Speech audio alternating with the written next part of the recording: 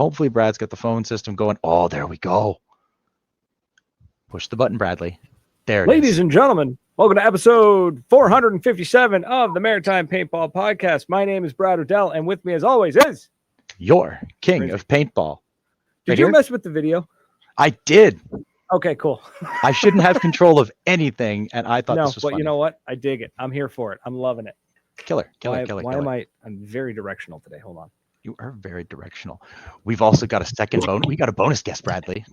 We do. We have a bonus guest. We have the author. I can see an ear. An ear, and a ponytail, I think. That's okay. Well, since we are live on beautiful 97.9 CHSR in Fredericton, New Brunswick, you don't have to see their faces, but you can hear their voices. There you go. That is why we're here tonight, to talk about some killer events and paintball and sandwiches or whatever else we come up with. Let's have the fun. We haven't had a good sandwich episode in a while. I've been lacking in my sandwich game, but I hear there's some good ones where I'm going. So okay. I'll find one. And there's Explore. Hey, buddy, you are on time. He's there. He's always every there. week. Why am I so quiet in my own headphones? What is going on here? Let me fiddle with some stuff. There we go. All right, we're fixed. We're good to go. We're ready to rock and roll. So, where were we? Sorry, we're all discombobulated again. Before we get going, let's pay the bills. Let's get let's talk about some amazing people who support the show. First and foremost, not first and foremost, but first on the list, let's talk about Northern Hydration. I still swear by this. That stuff is. I've still got a few left from Wasaga in my bag, and I was drinking one at work today. Thank God. It's a beautiful sports hydration drink. Very salty, very delicious. If you head on over to drinknorthern.com and use the code MaritimePB10, save yourself 10% off. Pretty much anything in the store, and they just launched a grapefruit flavor, which I need to get my hands on. I keep kind of forgetting to order it, and so it's gonna be good. Moncton Paintball, home away from home. Oh man, that game last week was deadly. The Red Dawn scenario was a lot of fun. Looked like it. Yeah, we had a good turnout, lots of fun, lots of pew-pews. We speak of the devil. There's Danny. We pushed through the field. Great day of ball all day. It's a good turnout. We even got Hollywood out to play this week because he's been running all their events all year. So he's a beast. Yep. Intensity, fantastic. Takes you marketing partner. Yep. Intensidaddy takes care of us. Puts some nice clothes on our back. These are not his. I'm gonna just not show this one.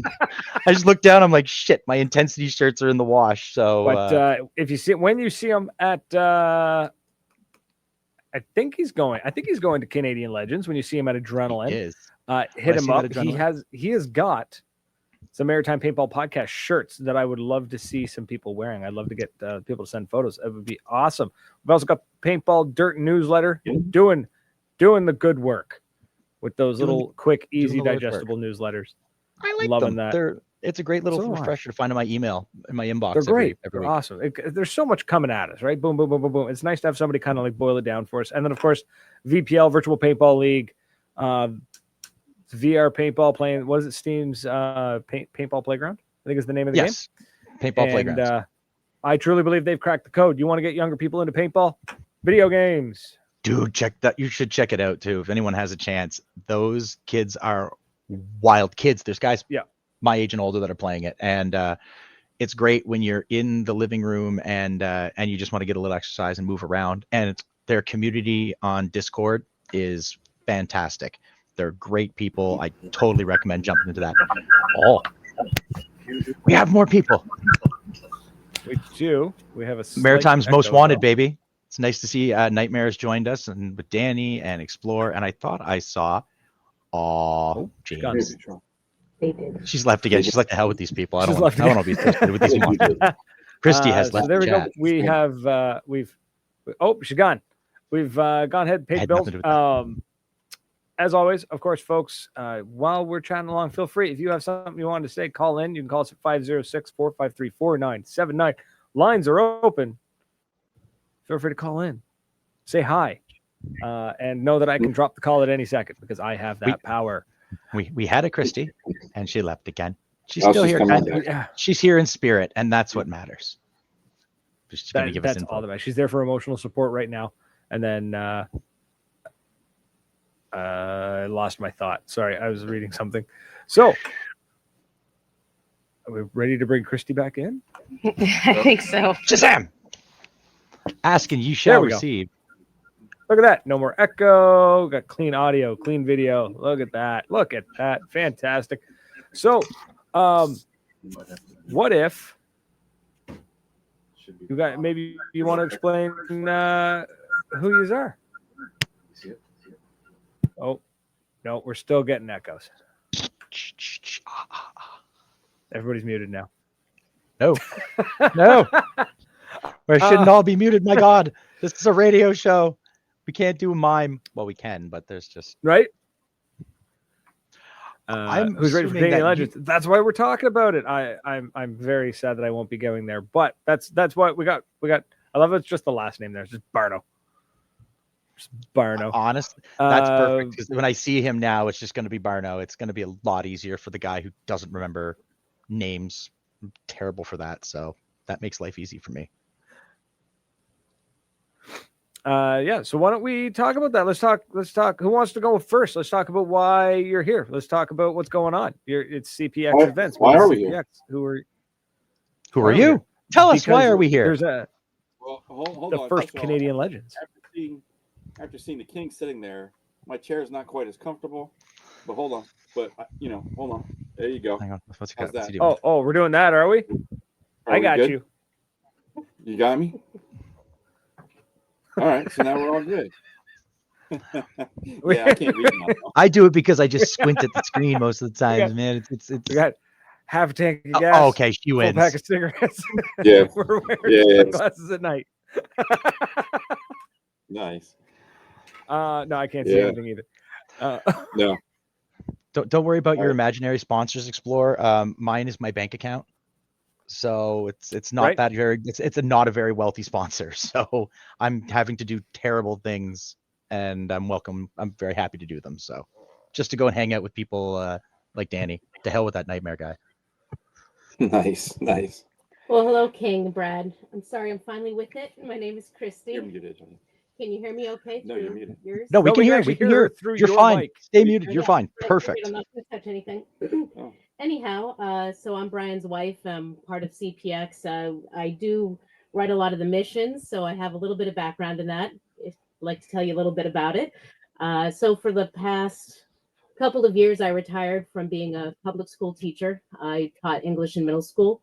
And so probably 10 years ago at our park at OXCC, we had an event there, and I saw it play out. I really wasn't familiar with paintball, how these scenario games played out.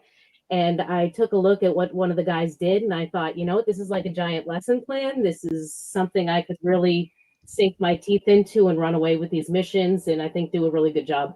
So for the last decade, I've been doing that and having a lot of fun with it, and just calling it an Outdoor Extreme Produce. So if you've been to a game at Outdoor Extreme and didn't know who produced it, I wrote all those games. So it's been a lot of fun. So CPX has been huge because now I've got a bigger budget. I can make bigger things. I've got friends, partners that can help build bigger games and things to go along with this stuff. So yeah, it's been great. We just did Living Legends, and that was based on, of course, the paintball legends, but it was Hell Survivor. I figured, well, what better to do in Hells than fight for the throne of the underworld with Greek and Egyptian mythology, which I used to teach to the high school students. So I was like, love it. I was able to really get in some real stuff. And so missions are my thing. I love it. I love to go crazy with it. I love to build little props, sew things, make them by hand. And I, like I said, I got friends to do the bigger ones. And so that's my role in it. It's super fun. I love it. Now I'm retired, and that's where I focus my energy. That takes a lot. Are you really retired, though? It sounds like a lot of work. No, well, retired from teaching. Yeah, you're still wrangling in some sense. For me. It's a lot of creative stuff, and I really love that. Brian's more like, where are the flag stations? Where are we going to shoot? People want to shoot. So the two of us, we make a good team with the rest of our group. I just cut the grass. You say you just cut the grass? I just cut the grass. That's it. Yeah. That's listen. Don't diminish your importance in this mission here. Short grass is good to have. It is. Yeah. But no. So I mean, you asked about my background. So I've been paintball almost 40 years. I started out, as everybody else did, playing, and then I was part owner of American Paintball Supply, which was a distribution company in the U.S. Back in the day, we sold everybody's products to help stores and fields out. Played pro at one level at one time. Went on. I was general manager for Pro Caps for a while. I helped start GI Sports. Did that for a while. And then it kind of got to the point where, well, as you guys know, I mean, at GI, we were kind of buying everyone out. We bought Titman, and then we bought Key Action Sports.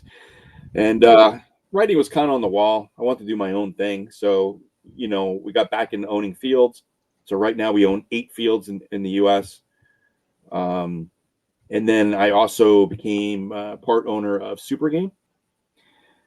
Super Game is more of a big game series, right? So with CPX, it's more scenario based, and there's missions and props, and where Super Game is a lot more simple. It's more just about getting this flag and that flag and holding something.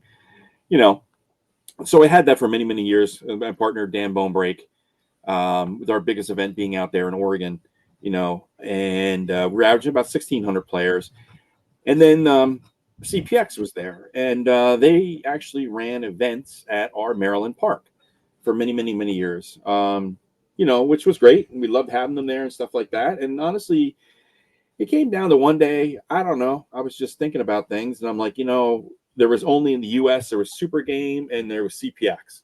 So if you want to play a big game or scenario game that was all over the country, it was one of those two, so I kind of looked at it as Coke and Pepsi, and one day I thought, what, it'd be nice to own a little bit of Coke and a little bit of Pepsi, that way, whatever people like, we can help give that to them. And, we reached out to the ownership, and, and about a year later down the road, we ended up buying CPX. So now we have both. Oh, so you've only done a little bit. Just a little bit, just a little bit.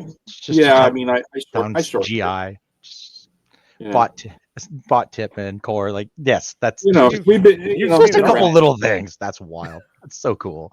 And I've heard of Super Game Oregon, so it even I've heard of that one. So okay, it might have been because of that Nightmare guy or that Wolf guy. It might have been one of those guys, but might have been one of them. But those guys do come to a lot of our events, so they do. They're pretty good representatives of Canadians showing up someplace and not acting terribly. Yeah, and so Super Game has runs events in Maryland, Michigan, Florida, and Oregon. But Oregon's the original one. But at Oregon, we average, I don't know, 200 to 300 Canadians come to that event. Oh my God!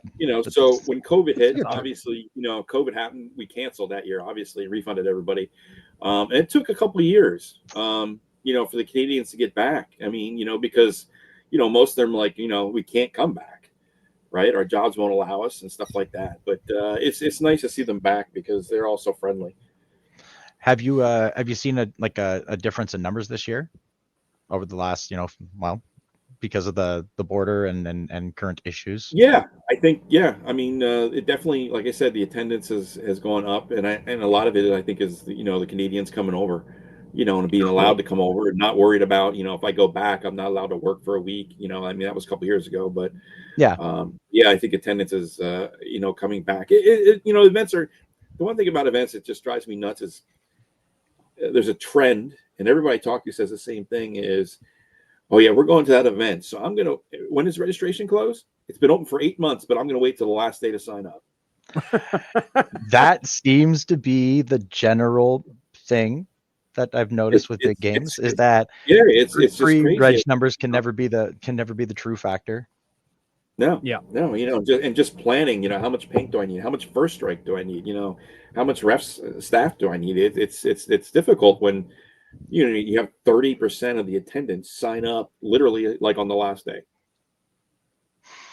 Do you hear that, people? Yeah, sign up in advance. And it's funny because I've talked to people and I said, listen, I said, why? I said, day of, we charge you a little, we charge you more if you sign up day of. And a lot of them, it comes down to weather. I think a lot of people play some bad weather, and a lot of people are like, I don't care if it costs me $10-$20 more. I'm going to wait and see what the weather's like. Yeah. I've been walloped by weather. Was it last week? I think we were chatting about that, about the pre-reg numbers. Yeah, with a lot of events, especially here, because just the weather has been poopy. It's now you guys just had a big event up there, right? Wasaga? Yes, we had Wasaga big game 2 weeks ago. It was 2-3 weeks ago. It was fun. It was a lot of fun. I find it's a little hot for me, but I just generally don't deal with the heat so well. They said it was that was like the hottest like it's ever been at the Wasaga event. Like it was unusually hot. Wow. Yeah. So yeah, that sucked. I didn't get to go again. Unfortunately, life kicked me in the teeth. This time around. Next year, damn it! I say this every year, but next year, damn it, things will be better. Yeah. Is what it is. Anyways, so with what got Legends to come up to Canada? Why all of a sudden? I mean, maybe it's not all of a sudden. Maybe it's in the background for the past 3 years. But like, there's loads of them happening down in the States, and now it was just sort of like boom, Legends is coming to Canada. So what's what triggered that? I think this might go back pre-COVID and Super Game. When we had Super Game, Todd Ansich comes down from behind the bunker to the events and stuff like that, and Joe, and we talked about when I got involved in Super Game, we talked about expanding it, and one of the ideas was to go to Canada. So we're hiking down the States, and we were looking to run it, at Flag Raiders. Because we're friends with those guys. We knew those guys. It makes it easier when they're the people and you can trust them. And then of course COVID hit, and then of course pre-COVID, they lost their field. So it was something we always wanted to do. And then when we got CPX, we thought, hey, let's take CPX and let's go outside the US. So that's why we decided, hey, let's go do one in Canada. And we're working on one for Mexico as well. We were contacted. Cool. We were contacted by someone over in Europe as well to bring one. I'm not making an announcement or anything, but we figured let's try Canada. I mean, we're not used to running things outside the US. There's obviously logistics and legal stuff that are different, which Kristy's been handling all that stuff, making sure that we have all the licenses and everything we need to come up there to you guys. So this is kind of like our test case, before we can go anywhere else outside the US. So, I mean, plus I guess you're going to test anywhere outside the US. Well, that's nice. Mexico, I am down for that, man. I am down for, like, I don't know what it'll cost. I don't care, but I want proper tacos and paintball. Yeah. That's what I want. Yeah, for sure. Yeah, and we're trying to make it so, with CPX and Super Game, and I don't want to talk about, they're separate, but I know we're here for CPX, but we try to make our events more like festivals, right? We want you not just to come, like, listen, I've been playing paintball for almost 40 years, and I've been all over the place, but I've really been nowhere, right? I tell people all the time, I said, oh, yeah, they're like, have you been to, Dallas or Denver? And I'm like, yeah. I flew into the airport. I went to the hotel. I went to the playing field and played. I went back to the hotel and I flew home, right? We're trying to find some locations where, if you want, you can go bring the family or whatever, and then stay an extra day or two and do something. I mean, that's for sure. Why we have an event in Orlando, right? I mean, come on down to, Orlando in January when it's really cold up your way, and play a little paintball, and bring the wife and kids or whatever, and then go to Disney, for a day or so. I'm not made of money. I'm not bringing my family down to play paintball and then sending them to Disneyland. Nuts to that. Well, listen, the paintball's cheaper, so we'll bring them to like Oregon or something. Like we'll do that one. Yeah. Screw Disney. We're sending you kids to Oregon. You're gonna take the trails. What you're gonna do? I just don't think they can. Oh shit! That actually sounds fun. Actually, I'm not gonna lie. Yeah, I like adventuring and checking new places out. And Oregon sounds, from everything I've seen, it's very pretty. Yeah, that's definitely what is this? our premier event for Super Game. I mean, the field is not really a playing field; it's an orchard, and the way it's set up is just, I don't know if you've seen pictures, but it's just incredible. I mean, last year we had 36 vendors there.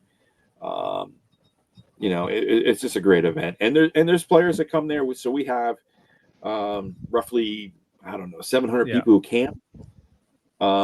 We have so many campsites. We have RV spots as well. A couple of years ago, I went to the very farthest RV spot across the street and drove my car from there to registration. It's 0.6 miles. That's how big the event is. So. Wow. So we heard. Hold on now. We got a comment. Chat. Yeah. First talk about Canadian. Terry, so CPX, did anyone else spend $700 Canadian for 2 tickets? Sorry. Oh, go ahead. That's all right.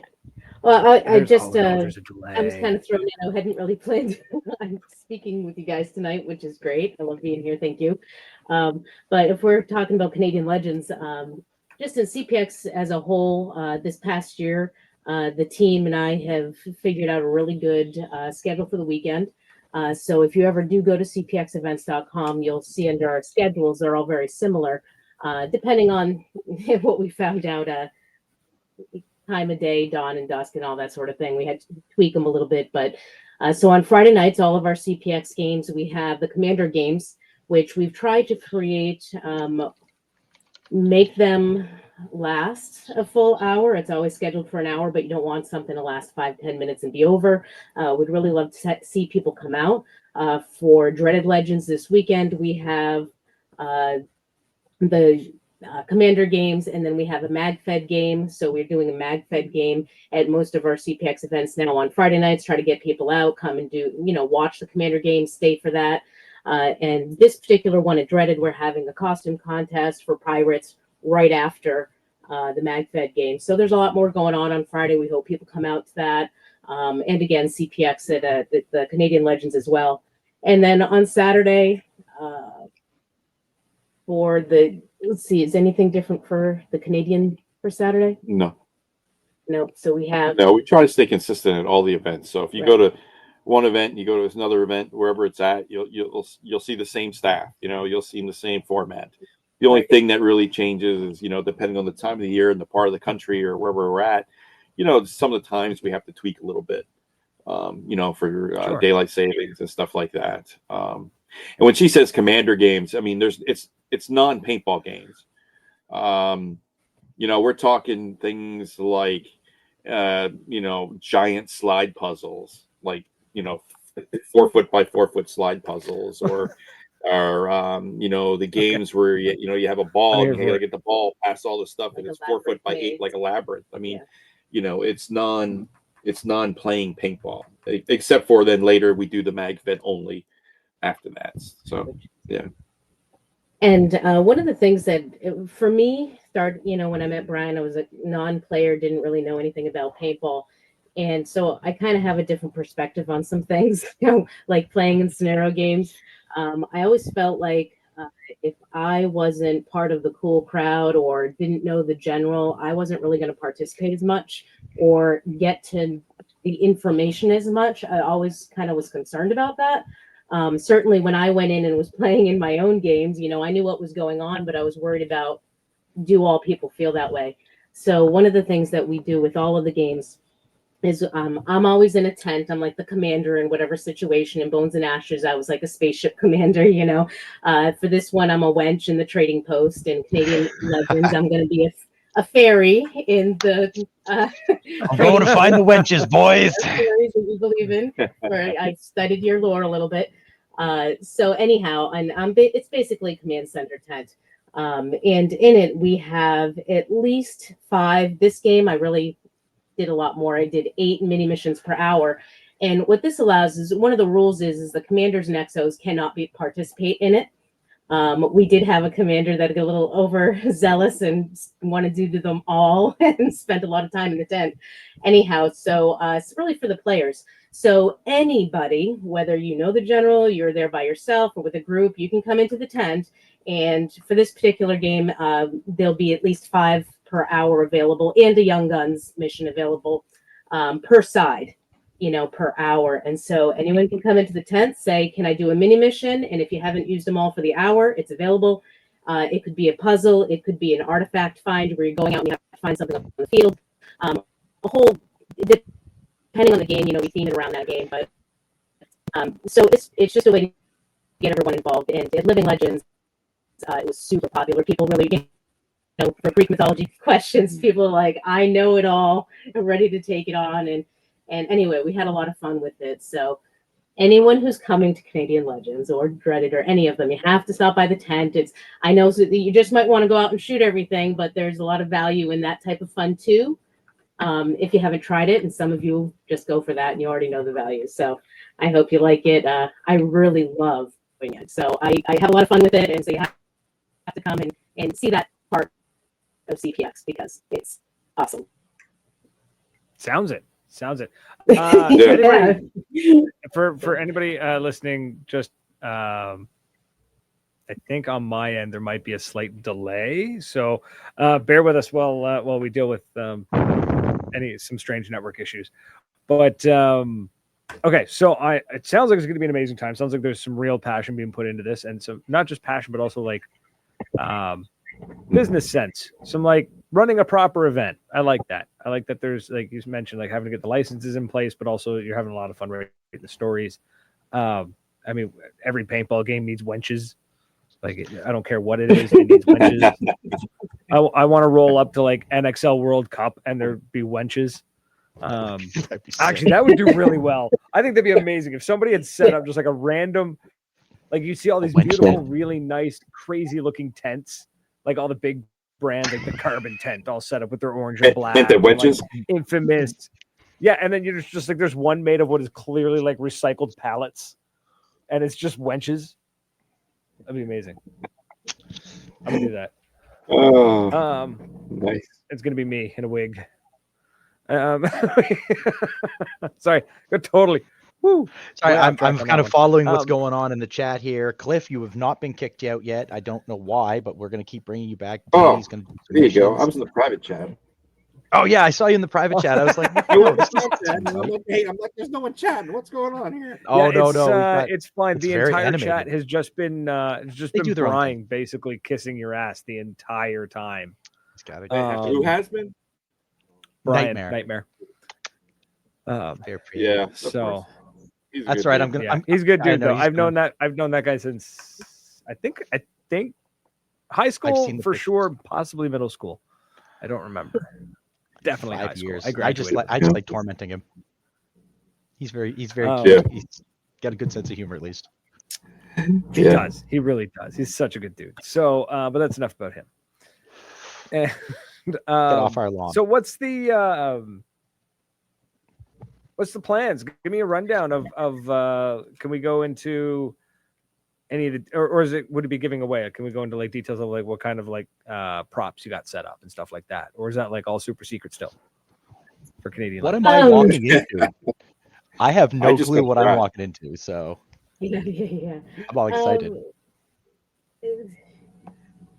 I don't think that we would tell you what props we have, but there's a lot going on. Another thing that we have for the structure of it is there's a mission every hour that's going to involve some sort of a prop, usually multiple props, going and find something, having to complete something, have to unlock something.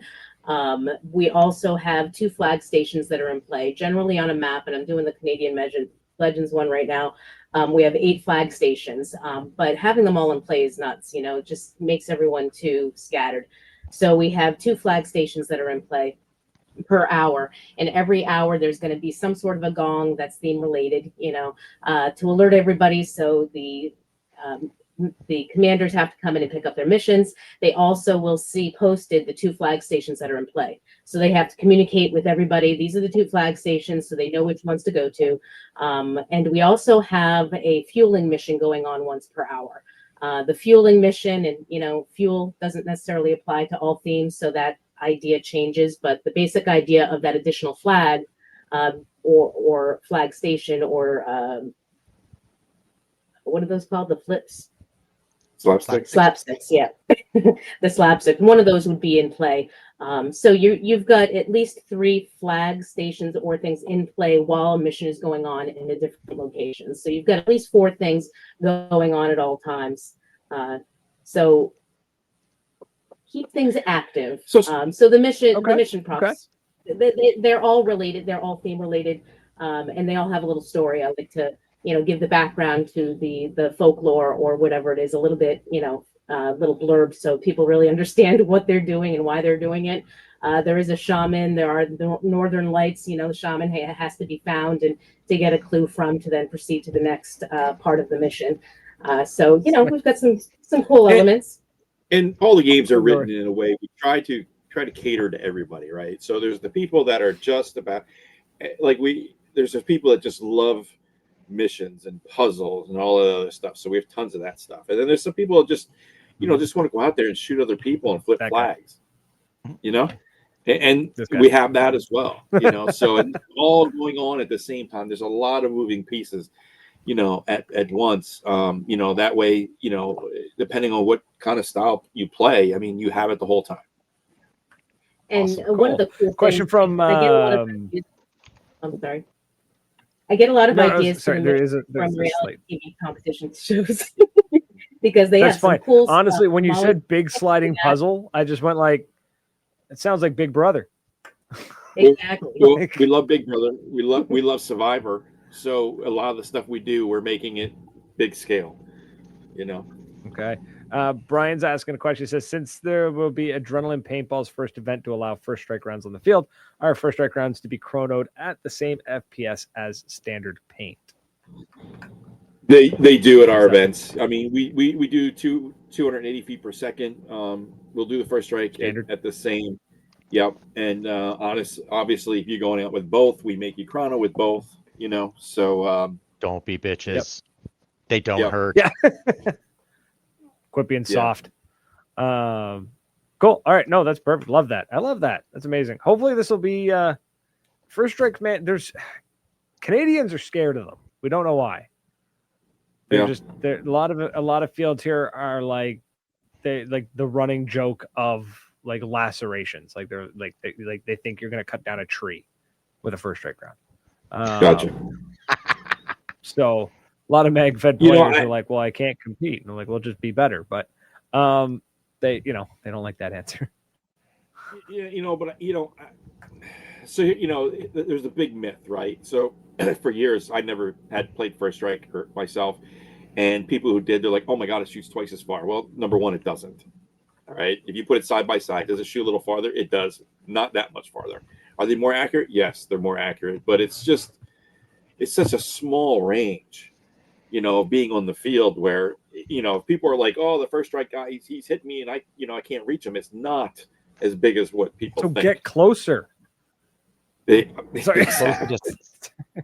Brad, but it's a huge difference. I mean, like I said, I played pro back in the early 2000s and I played speedball my whole life. So, I only played mag-fed maybe 2 years ago. And that's the first time when I played mag-fed, I played with first strikes. And, it takes there's some advantages, but there's some disadvantages when you can only carry out, I carry 200 rounds. That's it. Guys start, ripping on you with their high-end guns. I mean, you're kind of at a disadvantage. Yeah. Well, that's I've gone into games where people were very just like, oh, he's got first strike rounds. I'm like, okay, so what? And they're like, well, he can get us from here. I'm like, yeah, rush him. He's going to run out quick. R12. You can only fire one at a time, boys. Just rush him. Exactly. Just run at him. And eventually you'll get close enough that it doesn't matter. And I bet you he's more scared of you than you are of him. That's why he's using first strike rounds at a distance. Amazing. Okay. So I want to know. I want to talk about the past Legends events, like Living Legends. I guess there's also all of them, all the CPX events and whatnot. But I want to hear like highlights. What's like the past events? Like when somebody's like, what's your favorite event that you ever ran? Like one that was just like it finished and you were just like, that was a 1 in a million, or that was a one of a kind event that we're never going to be able to do that again. Like the magic. Just CPX. Well, CPX. Now that I know that you're involved, you basically run 90% of paintball in the United States. Like, gotcha. Well, we're myself. Living Legends was in May. So beginning of May is Super Game. 2 weeks after that is Living Legends, and those are probably the pinnacle events of both. It started early May with Super Game. So Super Game, the last, I don't know, I'll say 2 or 3 years. I'm sure people are going to start messaging and saying, no, it's been May more. We had rain. And when I say rain, I'm talking like, we're walking in 8 inches of mud. It was just, and you know how that is. I mean, you're tired walking, 100 feet, because of that. And this past year, knock on wood, I mean, we do everything we can. We bring in, over the years, we figured out sawdust works the best, right? Not wood chips, but sawdust. And we spent a ton of money getting all this stuff, preparing for the rain. The weather was so beautiful. And I got to say, when the event was over, I looked at my staff and I said, man, I think we had 0 issues. I couldn't believe it. Everything went so smooth. And compared to several years past that, with the mud just throws a whole nother wrench in things, For sure. And then this year, like I said, it's the first year with us having a CPX. Living Legends was it was great. We had a lot of people there. Happy that we were there, taking things over and changing things and adding stuff and just giving it a facelift. We're excited definitely for next year, because we're going to get back into more of the, representing the legends, people that are in the sport, and telling the story about them and trying to help. And, and I understand that, we're all old now, right? I already talked to some of the people that would be on that legends list. And they're like, listen, we don't travel. I don't travel anymore. I'm just too old, and I know there's kids out there, you start mentioning, people like Tom K and Bud Orr, and they're like, who, but it's, however, we can get some of the information to these new people, or, and one of the things that I wanted to do, and if you guys watch Big Brother, I kind of got an idea from the comic book thing where they have to kind of see, so freaking phenomenal game. Love it. So if we can do something in a similar fashion, not make it cartoony or make fun of anybody, but have like a poster-sized baseball card, if you will, of somebody famous, like the people that you just mentioned, and have highlighted facts about them, not like paragraphs, but bits of information that they would have to find as part of the game to kind of let people know more about these legends of the past. I love that. One recommendation: if you could do one of Bud Orr, it's got to be a riff on Iron Man. I want to see I want to see him like hammering on an autococker or something. You know what I mean? Like forging the trigger or something. That's what it's got to be. If you're gonna do Tom K, you gotta get DB Cooper in there somehow. Like in the background of his poster, have DB Cooper coming out of the plane. So if we think of Kyle, those are great ideas. Right? Yeah. Do it. I think it's a great idea. I love that. I love it. What you mentioned that people were excited about some of the changes you were making. Like what are the changes you've made? What kind of moves? Well, again, a lot of it was the bigger props and just changing, not doing the same thing every year after year after year, and changing things up. I think that was the biggest thing that they were excited about. Is that's a huge thing. It's a huge portion of it. Just a new style on the way the maps are looking, about how everything looks and feels. I mean, it's completely. I wouldn't say completely different, but it's a fantastic vibe. And would you say maybe you kind of just you bumped it out of a rut kind of thing, like you Sure, we can say that. Yeah, like it was kind of just like set its way, and you're mixing it up a bit. Yes. Okay, right. I dig that. I love that. Partners to help with great ideas. And it's also nice. I brought in, I brought in some partners, but we have, again, if you go to Super Game or CPX, you're going to see a very similar staff. Like I said, all the events anywhere. So it's nice when, these players that travel and stuff like that, they're showing up and, they're like, hey, Barno, or they're like, hey, Kristy, or hey, Joe, or Mac, or whatever, they just know the people, so they just feel comfortable knowing that it's people, running the event, and, there's consistency.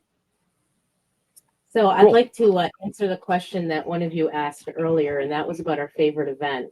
And we did have, it was right before COVID, I did airsoft and a paintball event at OXCC. It was the first event of the year, and we based it on the 100 TV series. Are you guys familiar with that? Yep. I'm aware of it, never watched it, but you have to, Brad, you have to.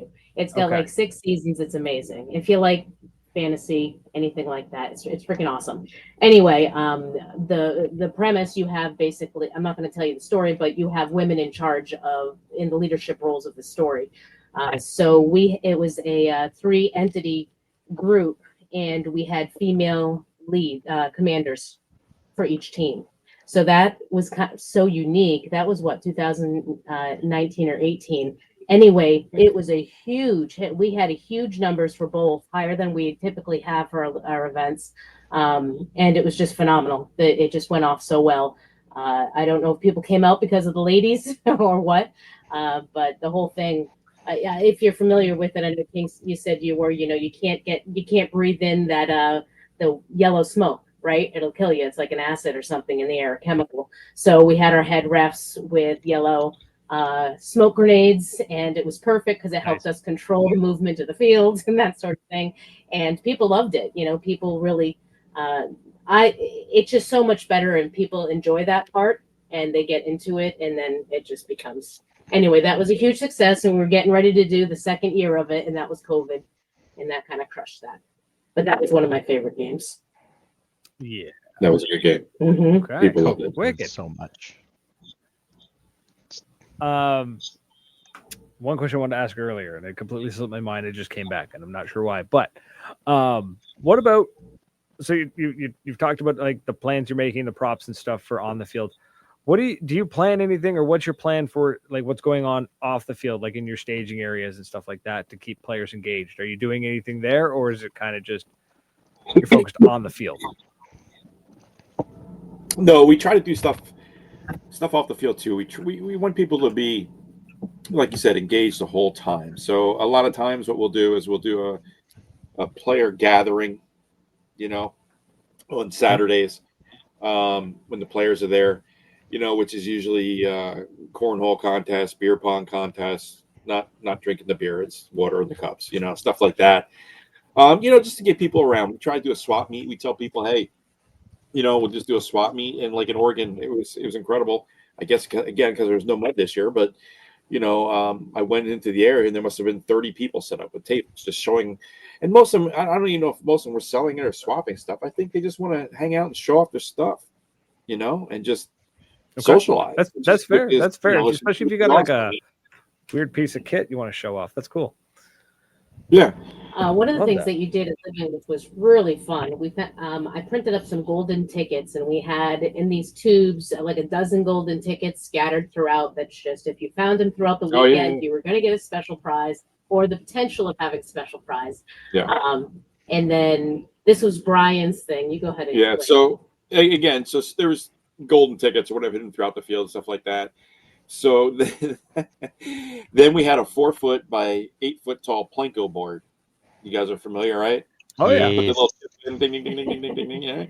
So we had a Plinko board, and if it went down at the bottom, there was I don't know, I think there were 6 slots, and 2 of them, if you got in them, they said win. We gave away a bunch of guns, a bunch of goggles, harnesses. Awesome. But unfortunately, there was 4 spots that didn't say win. And I know Brian, I know Nightmare's going to chime in on this one. And if you lost, well, we'll say fear factor. So we made you eat something. You know, you wanted another turn. That's true. If you ate something, we gave you another turn. We didn't make anybody eat anything. But we had things like, you know, a scorpion. We had tarantula. There was what else was there? Dung beetles, crickets, stuff like that. So we made people eat some stuff, and a lot of people were willing. Yeah, not me. I mean, Brian's eating a lot of stuff on camera, so. And I know Knight, he'll chime in. We got him up there, and we, to eat some stuff, and he videotaped the whole thing, and yeah. So another thing that we did that was a lot of fun, and it's not going to be a part of Canadian Legends because of everything to get there. But I made 10 piñatas, and inside the piñatas was a prize code that you would win a free T-shirt. But it also had some digits, and you didn't really know. You were just told to keep those digits.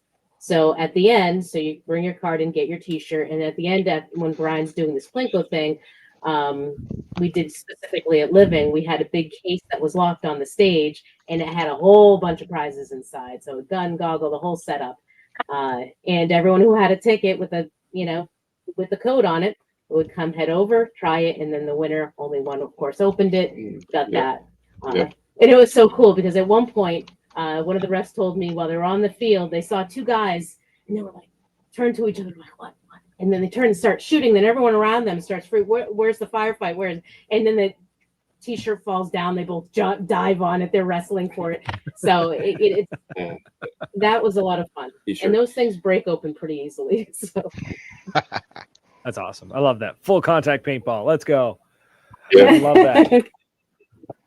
Amazing. What drew you to Adrenaline, specifically the field? Was it just the availability? Was it the space, the area? Because they're in the middle of nowhere. Like finding a hotel around Adrenaline Paintball is brutal. Is it? Yeah.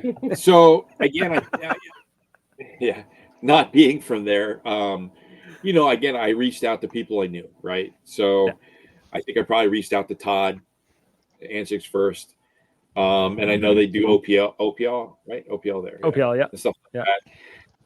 And then what I did was I reached out to a bunch of people that I knew from Canada and stuff like that. And I said, hey, give me the top 5 fields. If we ran an event in Canada, I said, which would it be? And Adrenaline definitely came up the most. Cool. The most times at number 1. So we reached out. I think Todd helped me get a hold of Greg and Marg. And, we went up and checked it out, and the field's very nice. I mean, it's very well maintained. I mean, I just joke, I cut the grass, but the grass is very well maintained and stuff like that. No, that's the thing I pick up on when I travel to fields, and you go and you can see who takes care of it and who doesn't. Oh, absolutely. That's the thing. Absolutely. Yeah. And we saw that right away because we've had that comments about our field in Maryland. We had a gentleman that, and he joked that's all he did was cut the grass, but that's almost all we did between cutting grass and trimming back, branches that would be like, well, this is where people run. That branch could knock their goggles and do, it's a lot. It's a lot of work. And you could tell, the field was, they cared about the field and stuff like that. So we went out there and met with them, and they're very nice people. It seemed like a good fit. So nice. Love that. That was great. Yeah. That's perfect. Amazing. Yeah. I think wicked, man. I've run out of questions. I have nothing left. Everything too thoroughly is the problem. I have nothing left to give. Right? Yeah, I have nothing left to give. No. So, what's your plans for this? I mean, you can't give away everything, I know, and you mentioned Mexico and whatnot, but like, are you hoping that outside of Canada or outside of the US is going to become a more regular thing? Are we going to see more than one event in Canada? Is that possibly in the cards? Maybe. So it's tough because there's so many people running events, and we try the best we can to not step on anybody else's toes, right? And we always we'll try to reach out to people, and we had to move one of our events to Texas. So we knew the gentleman that ran events there, and we called him and said, hey, I see your dates. Does this work for you? And he's like, I moved a week. I said, okay, I'll move it a week. But not everybody wants to work together. That's true. Unfortunately, yeah. And it's just tough because we don't want to step on his toes. So when we decided on the date for the event Adrenaline for Canadian, we relied on Greg, and him knowing the other stuff that's up there, so we went with that. And then I just found out, like, not that long ago, I was talking to somebody. I think it might have been Wolf. And I said, hey, you come to Canadian, right? And he goes, oh no, there's a MagFed game that same weekend. And I don't know if it was close to us, to Adrenaline or not. And I'm like, oh, okay, that's cool. But I heard that game just got canceled. Yeah. So the first thing that comes to my mind is, I'm like, I hope it has nothing to do with us, because we don't want that. They needed a minimum 50 pre-reg. They didn't get it. So the field itself, it wasn't the event organizer, but the field said, we can't risk shutting our field down for 20 people. Correct. Sure. Right, which is totally legitimate. Like, it's fine. It goes back to what I said earlier. People just wait till last minute, and hopefully people are listening here and understand and start to understand. It's the same thing with. I'm going to ramble on here, but in the States with First Strike, they're not cheap. They're expensive, and sometimes people run events, and the event's over. The regular walk-on play stuff, they don't use those, so it's money sitting around. So they kind of base what they order a lot of events off of pre-reg. And then when they show up, they're like, oh, I didn't pre-reg, but you ran out. I'm like, well, that's why people pre-reg. And everybody should know. I've said to my husband, I say, well, we run enough events. Why aren't we just buying extra? We have plenty to sell. Well, we do.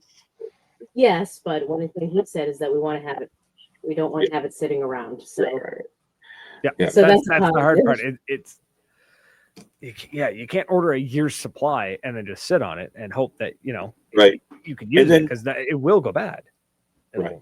And then the other thing too is the CPX events are 2-day events, not including the stuff we do Friday, right? So 2.5 days or whatever.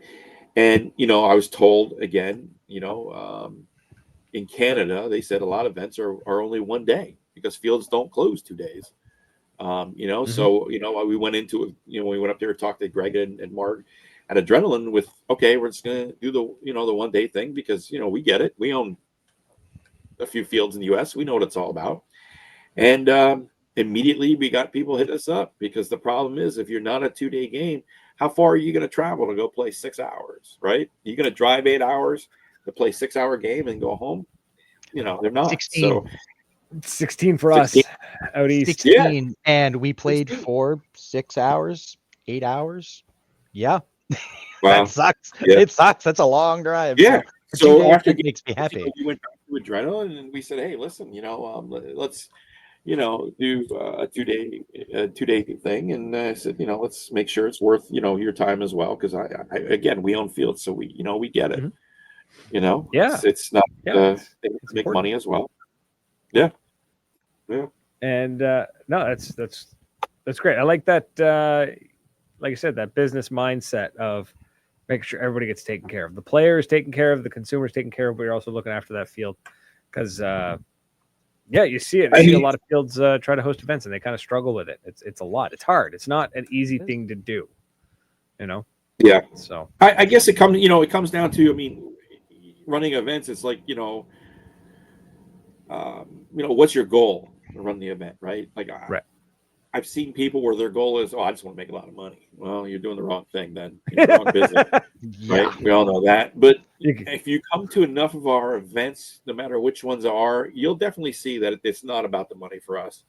It's about just, people hanging out, having a good time, smiles on the faces, Yeah. Sure. We will spend our own money to make sure people leave happy. It's just, it's not about the money for us. No, and I can't imagine not putting in 100% and being okay with showing up with not everything ready to go and perfect, exactly. Yeah. So I mean, and putting your 100% into it, because otherwise I have to be embarrassed. This is a representation of what we can do. I've been to some events that poof, you could just tell that it wasn't all there. That they were in it for the money, kind of thing, right? They were just looking at dollar signs, cutting corners everywhere they could, and didn't go well. And then you've been to the ones that are pure passion projects, and it's just like such a good time, you know. And I think it comes down to it's not as easy as everybody thinks. You know, everybody thinks, oh, I'll just put up a thing and we're running events, stuff like that. People don't see the behind the scenes stuff. Like I always tell people, and I don't know where I've heard this many, many years ago, but they always talk about a duck on water, right? The duck's just, swimming along real nice and neat, right? You're like, oh, everything's smooth. But underneath, his feet are going a mile a minute. Mm-hmm. That's what it is behind the events, And the thing is, with our events, we surrounded ourselves with good partners and good people, and by having almost the same staff at every single event, it makes it so much easier. That's a huge thing. I think that's a major key to your success is that you're not crash coursing a different field every event on these are the rules. This is how this is going to work. You've got people who are showing up. They know how things run. They all know they're a cohesive team. That's the key, right? Because how many? Yeah, I've been to events where the refs are like, I don't know the rules. It's like they're like, oh, go ask the event organizer. I mean, you mean the dude currently hauling a 40-pound prop through the field? No, I'm not going to go talk to him. He's going to yell at me. I don't want to get too close to him. Right? Yeah. So didn't you read the 18 pages of rules? No, man, I didn't. At least with these guys, they're consistent. I like consistent. Yeah. That's no. don't do that. Sorry. I am that player that just shows up and just like, no matter, you could have like a half-hour long speech with the storytelling of like Tolkien level storytelling and world building. And I am fully admit that I am that guy. I would be like, team deathmatch, got it. Like it's the hell that I live in traveling with him when we're like, cool, we're gonna go to this neat scenario game. Brad's like, I want to go shoot. I go shoot. I'm like, God damn it, man. Like, Tom's story all about the story. Here. He's like the backstory. He's like, yeah, so it's this goes to this. Give me that world building. This and then this. And I'm like, dope. They got a different color armband.